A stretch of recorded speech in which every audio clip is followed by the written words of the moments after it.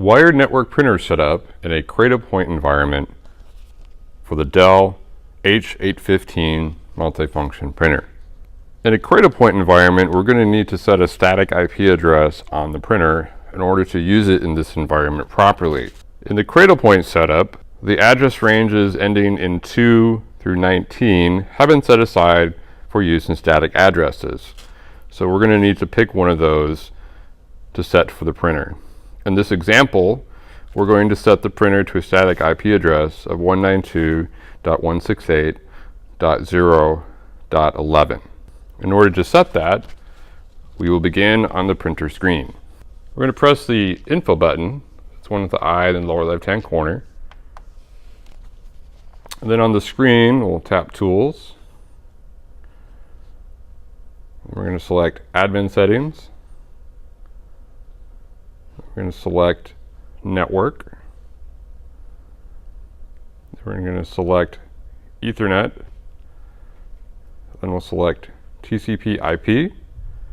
And we can see that it currently is set to DHCP addressing, to where the printer is receiving an address from the Cradlepoint, which is what we don't want to have happen.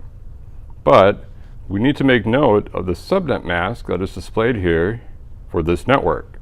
In this case, the subnet mask is 255.255.255.0. We will need to enter that manually later on, so write that down. And the gateway address for this network, which is the IP address of the Cradlepoint, is 192.168.0.1. You'll need to write that down also. Now, on the screen, we need to tap Get IP Address. So we're going to change it. And we're going to select Panel and tap OK. Just say Close to that message that pops up. And now we're going to manually set the IP address. So we're going to press IP address, and we're going to type in the address that we selected earlier for the printer, which is 192.168.0. So I'm just going to pop over to the last field there, and 11. So that's the IP address of the printer. We'll select OK. Just say Close to that message. Now we need to change the subnet mask. So we need to tap on subnet mask and go to the third octet there and change that to 255, so that our subnet mask is 255.255.255.0. Press OK. Plus Close to that message. Now we need to set the gateway address.